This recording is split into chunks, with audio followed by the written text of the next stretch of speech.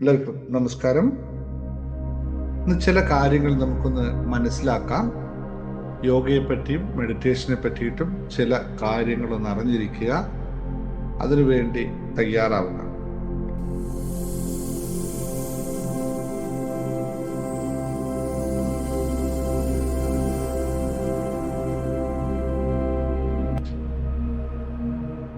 പ്രിയമുള്ളവരെ, നമസ്കാരം. ഇന്ന് നിങ്ങൾ എൻ്റെ മുന്നിൽ ഇരിക്കുന്നത് ഒരു യാദർച്ഛികമായിട്ടുള്ള കാര്യമല്ല എന്നൊന്ന് ഓർമ്മിച്ചുകൊള്ളട്ടെ. ഒരു തരത്തിലല്ലെങ്കിൽ മറ്റൊരു തരത്തിൽ നിങ്ങളെല്ലാം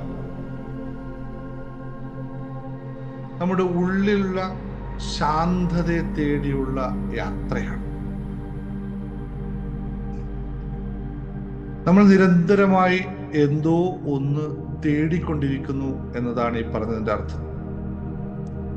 മനുഷ്യ മനസ്സ് നിരന്തരമായി എന്തോ ഒരു കാര്യത്തെ തേടിക്കൊണ്ടിരിക്കുന്നു. എൻ്റെ മുമ്പിലിരിക്കുന്ന നിങ്ങൾ ഏവരും എന്താണ് തേടുന്നത് എന്ന് ഒരു തിരിച്ചറിവുണ്ടായത് കൊണ്ടാണ്, അല്ലെങ്കിൽ എൻ്റെ തേടൽ ശാന്തതയിലേക്കുള്ളതാണ് എന്ന് തിരിച്ചറിഞ്ഞത് കൊണ്ടാണ് ഇന്ന് ഈ സമയത്ത് ഇവിടെ ഇരിക്കുന്നത്. അല്ലാത്തവരാണെങ്കിൽ ഈ സമയത്ത് നന്നായിട്ട് കൂർക്കം വലിച്ച് കിടന്നുറങ്ങുന്നുണ്ടാവാം. അപ്പോൾ നമ്മൾ ആ ശാന്തതയൊന്ന് അനുഭവിച്ചുകൊണ്ട് ബാക്കി കാര്യങ്ങളിലേക്ക് കടക്കാം. ആദ്യമായി കണ്ണുകളൊന്ന് മൃദുവായി അടയ്ക്കുക. സ്വസ്ഥമായി ഇരിക്കാൻ തയ്യാറാവുക. ഒരു ദീർഘശ്വാസം എടുക്കൂ. പതിയെ പുറത്തോട്ട് വിടുക. വീണ്ടും ഒന്നുകൂടി ദീർഘമായൊരു ശ്വാസം എടുത്ത് പതിയെ പുറത്തോട്ട് വിടുക.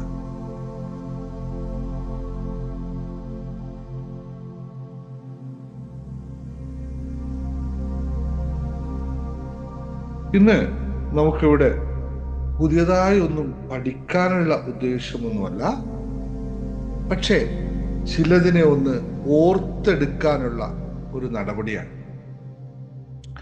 നമ്മുടെ ജീവിതത്തിൽ നമ്മൾ ചിലതൊക്കെ ഓർത്തെടുക്കേണ്ടത് ആവശ്യമുണ്ട്. എന്നും പഠനം മാത്രം കൊണ്ട് നമുക്ക് ഗുണകരമായി മാറ്റമുണ്ടാക്കാൻ സാധിക്കില്ല. നമ്മളെല്ലാം ചലിക്കുന്നത് നമ്മുടെ ഓർമ്മകളിൽ നിന്നാണ്.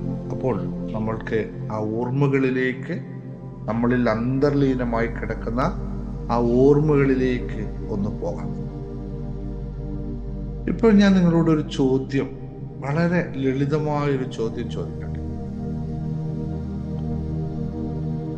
നിങ്ങൾക്ക് തോന്നുന്നുണ്ടോ ജീവിതം ദിവസേന കുറച്ചുകൂടി ഭാരം കൂടിക്കൂടി വരികയാണെന്ന്?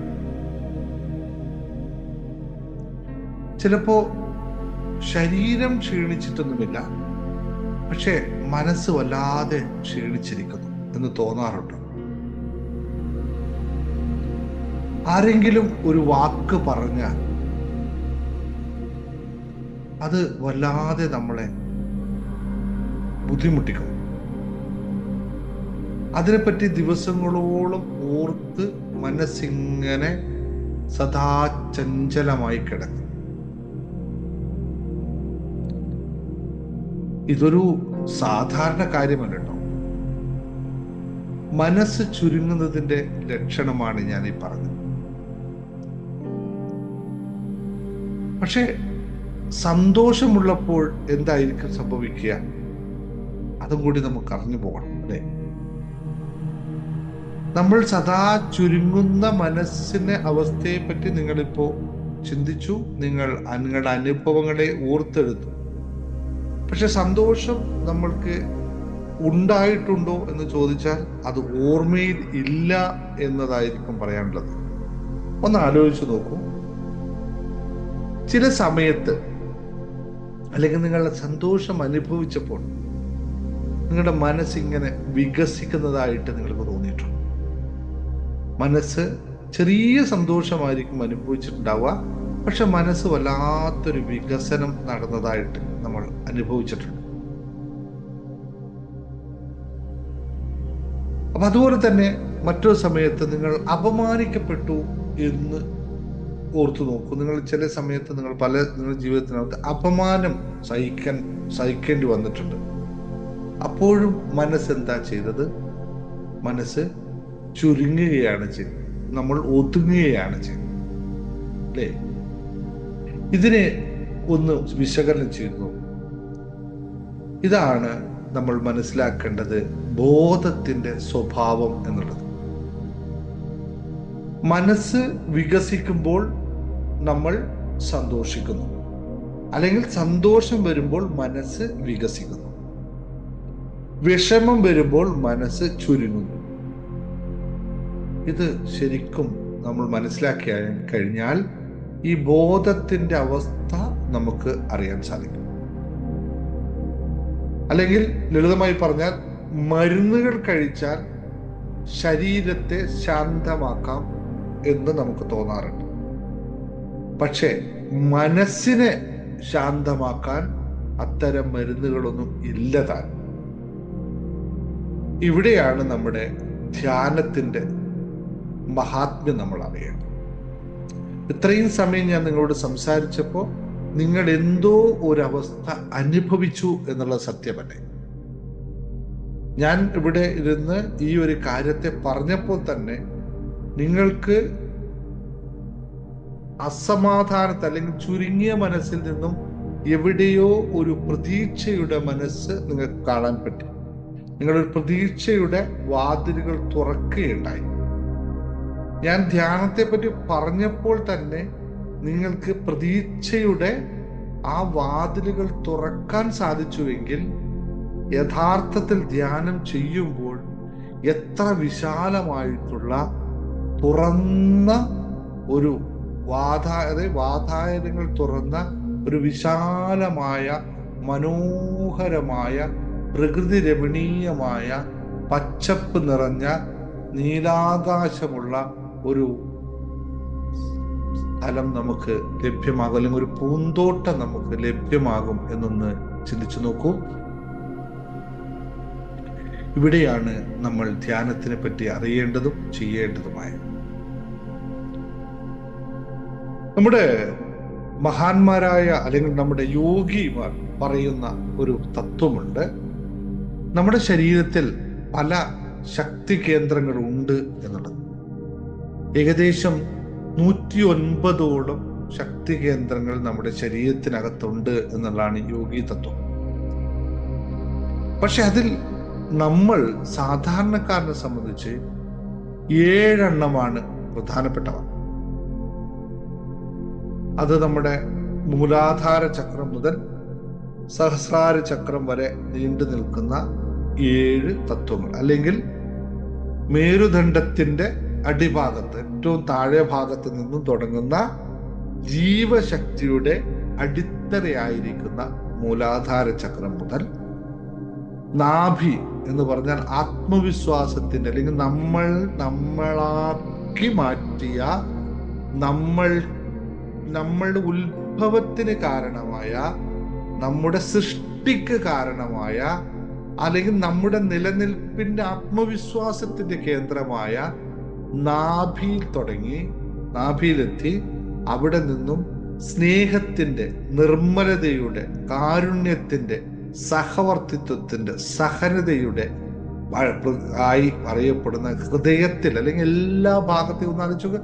ഹൃദയം എല്ലാ ഭാഗത്തേയും ഈക്വലായി എല്ലാവർക്കും അൺകണ്ടീഷനായിട്ട് രക്തത്തെ പമ്പ് ചെയ്യുന്നു എന്ന് ആലോചിച്ചു കഴിഞ്ഞാൽ തന്നെ അവിടെ ഹൃദയം ഒരിക്കലും ചിന്തിക്കുന്നില്ല എൻ്റെ കൈക്ക് കുറച്ച് രക്തം കൊടുക്കാം, അല്ലെങ്കിൽ ഇടത് കൈക്ക് കൂടുതൽ കൊടുക്കാം, വലത് കൈക്ക് കുറച്ച് കൊടുക്കാം, അല്ലെങ്കിൽ നിന്റെ തലയിലേക്ക് കുറച്ച് കൂടുതൽ കൊടുത്തേക്കാം, അല്ലെങ്കിൽ വയറ്റിലേക്ക് കൂടുതൽ കൊടുത്തേക്കാം എന്നൊന്നും ഒരു കണ്ടീഷനും ഇല്ലാതെ എല്ലായിടത്തേക്കും ഒരേപോലെ സ്നേഹനിർമ്മലമായ രക്തത്തെ ഒഴുക്കുന്ന ഹൃദയം. അല്ലെങ്കിൽ നമ്മൾ വാ തുറന്നു കഴിഞ്ഞാൽ സത്യപ്രകടനം മാത്രം നടത്താൻ സദാ വെമ്പൽ കൊള്ളുന്ന, അല്ലെങ്കിൽ നമുക്ക് നമ്മുടെ വികാരത്തെ, നമ്മുടെ അവസ്ഥയൊക്കെ കൃത്യമായി നമ്മൾ പ്രകടിപ്പിക്കുന്ന നമ്മുടെ കഴുത്ത്, അവിടെ അകത്ത് കിടക്കുന്ന ഓരോ കാര്യങ്ങളും, കഴുത്ത്, അത് കണ്ട് മുകളിലോട്ട് പോകുമ്പോൾ ബോധത്തിന്റെ ഞാനെന്ന് പറയുന്ന സത്യം ഇവിടെ ഉണ്ടെന്നും ഞാൻ ഇവിടെ ജീവിച്ചിരിപ്പുണ്ടെന്ന് എന്നും എനിക്ക് ജീവിതമുണ്ട് എന്നും മനസ്സിലാക്കി തരുന്ന ഭൂമധ്യത്തിന്റെ അവസ്ഥ.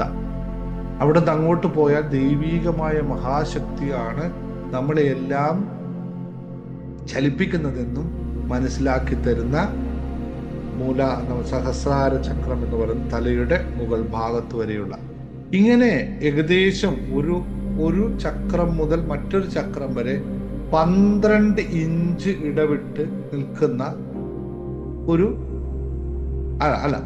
ഇങ്ങനെ ഇത് കഴിഞ്ഞ് അതിന്റെ മുകളിലായിട്ട് നമുക്ക് പിന്നെയും ചക്രങ്ങൾ ഉണ്ട് എന്ന് പറയുന്നു. അതിലേക്ക് ഇപ്പൊ നമ്മൾ പോകുന്നില്ല, അത് യോഗീശ്വരന്മാരുടെ അടുത്ത തത്വങ്ങളിലാണ്. ഇപ്പൊ ഇവിടെയാണ് നേരത്തെ നമ്മൾ 12 ഇഞ്ച് ഞാൻ പറഞ്ഞു, ഇതിന്റെ മുകളിൽ സഹസ്രാര ചക്രം കഴിഞ്ഞ് ഒരു 12 ഇഞ്ച് വരെ നമ്മുടെ ഈ സാധനം ഉണർന്നു നിൽക്കും എന്നുള്ളതാണ് കണക്ക്. അതായത് നമുക്ക് ചുറ്റും യഥാർത്ഥത്തിൽ നമ്മൾ നല്ലൊരു വ്യക്തിയായി മാറിക്കഴിഞ്ഞാൽ നമുക്ക് തലയുടെ മുകളിൽ 12.5 ഇഞ്ച് വരെ മുകളിലായിട്ട് ഈ ദൈവിക ശക്തിയുടെ പ്രഭാവം ഉണ്ടാവുമെന്നും അതിന്റെ ചുറ്റും നമ്മളായിട്ട് വരുന്ന ഓറ രൂപപ്പെടുമെന്നുള്ളതാണ് തത്വം. ഇതെന്തിനാണ് ഇങ്ങനെ പറഞ്ഞതെന്ന് വെച്ചാൽ, നിങ്ങൾ കൂടുതൽ ഭയപ്പെടേണ്ട കാര്യങ്ങളൊന്നുമല്ല ഞാൻ പറഞ്ഞത്. വളരെ ലളിതമായി ചില സത്യങ്ങൾ മനസ്സിലാക്കാൻ വേണ്ടിയിട്ടാണ്. എന്തുകൊണ്ട് യോഗയിൽ നമ്മൾ ചില ഭക്ഷണങ്ങളും ചില ക്രമങ്ങളും ആസനകളും ഒക്കെ ചെയ്യണമെന്നതിനെ കുറിച്ച് ഒന്ന് മനസ്സിലാക്കി തരാൻ വേണ്ടി പറഞ്ഞതാണ്. ഇവിടെ ഒന്നുകൂടി നിങ്ങളെല്ലാവരും കണ്ണുകൾ അടക്കുക. പ്രത്യേകിച്ചൊന്നും ചെയ്യേണ്ടതില്ല. ഞാൻ പറയുന്നത് ശ്രദ്ധയോടെ നിങ്ങൾ അവിടെ ശ്രദ്ധിച്ചിരുന്നാൽ മാത്രം മതി.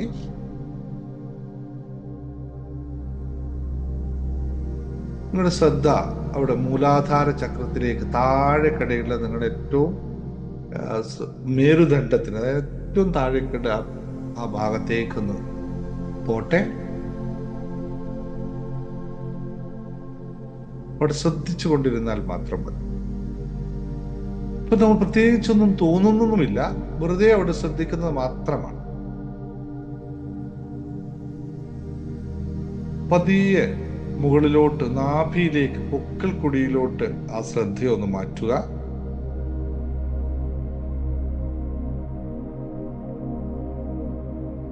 ഇനി അവിടുന്ന് പതുക്കെ കുറച്ച് മുകളിലോട്ട് ഹൃദയത്തിന്റെ ഭാഗത്തേക്ക് ഒന്ന് ശ്രദ്ധിക്കുക.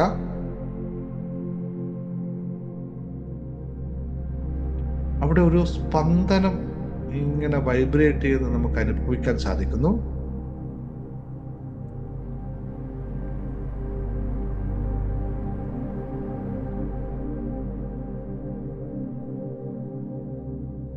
കുറച്ചും കൂടി മുകളിലോട്ട് പോയി നമ്മുടെ തൊണ്ടയിലേക്ക് ശ്രദ്ധിക്കുക.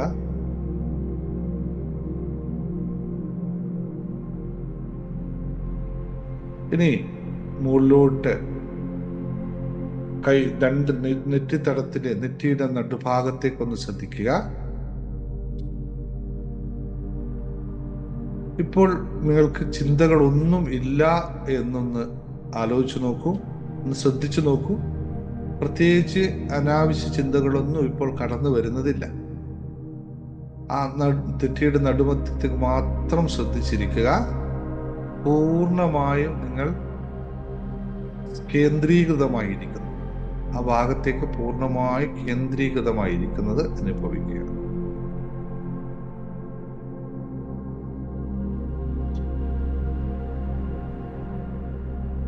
അവിടെ മാത്രം ശ്രദ്ധിച്ചിരുന്നോളൂ. നമ്മൾ നമ്മളായി തന്നെ ഇരിക്കുന്നുണ്ട്, നമ്മുടെ മാത്രം ശ്രദ്ധയിൽ നമ്മൾ ഇരിക്കുന്നു. ഇനി പതുക്കെ അശ്രദ്ധ തലയുടെ മുകളിലേക്ക് കൊണ്ടുപോവുക, തലയുടെ മുകൾ ഭാഗത്തേക്ക് കൊണ്ടുപോവുക. അവിടെ ഇങ്ങനെ ഒരു ചക്രം അല്ലെങ്കിൽ എന്താ പറയുക, ഒരു കിരീടം നമ്മുടെ തലയ്ക്ക് മുകളിലുള്ളതായിട്ട് അറിയുക. ആ കിരീടത്തിലേക്ക് ശ്രദ്ധിക്കുക. അപ്പോൾ നമ്മുടെ പതുക്കെ ശ്രദ്ധ നമ്മുടെ ശരീരത്തിന് പുറത്തേക്ക് പോകുകയാണ് എന്നാണ് ഉദ്ദേശിച്ചത്. അപ്പോൾ കിരീടത്തിലേക്ക് ശ്രദ്ധിക്കുക.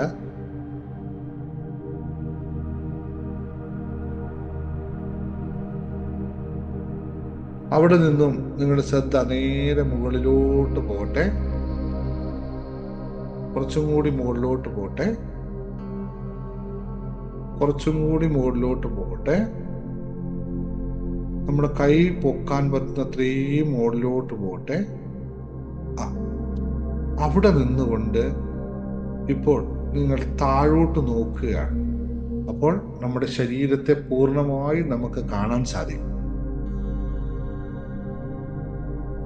ഒരു വെളിച്ചം, ടോർച്ച് മുകളിൽ നിന്ന് താഴോട്ട് പ്രകാശിപ്പിക്കുമ്പോൾ ആ പ്രകാശം എപ്രകാരമാണ് വരുന്നത് എന്നതുപോലെ നമ്മുടെ ശരീരത്തിൻ്റെ മുഴുവൻ ഭാഗത്തേക്ക് നമുക്ക് ശ്രദ്ധിക്കാൻ കഴിയും. ഇപ്പോൾ നോക്കൂ, ശരീരത്തിന് ചുറ്റുമായിട്ടുള്ള ഒരു ഊർജ വലയത്തെ, ഒരു പ്രകാശത്തിന്റെ വലയത്തെ നമുക്ക് കാണാൻ സാധിക്കുന്നു.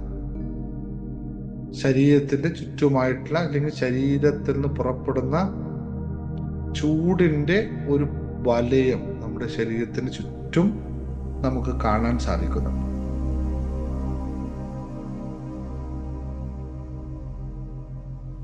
ഈ ഊർജ വലയം നമ്മളുടെ ഓറ എന്നാണ് നമ്മൾ അതിനെ അറിയപ്പെടുക. ആ ഓറ നിങ്ങൾക്ക് എത്രത്തോളം ശരീരത്തിന് ചുറ്റുമായി കാണപ്പെടുന്നു എന്നൊന്ന് ശ്രദ്ധിക്കുക.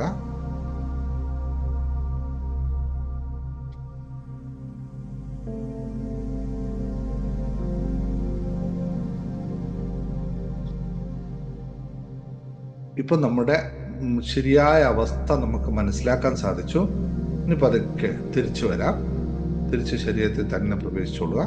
യെസ്, ഒരു ദീർഘമായ ശ്വാസം പുറത്തു വിടുക. ഇപ്പോൾ നിങ്ങൾ ഒരു കാര്യം ശ്രദ്ധിച്ചോ?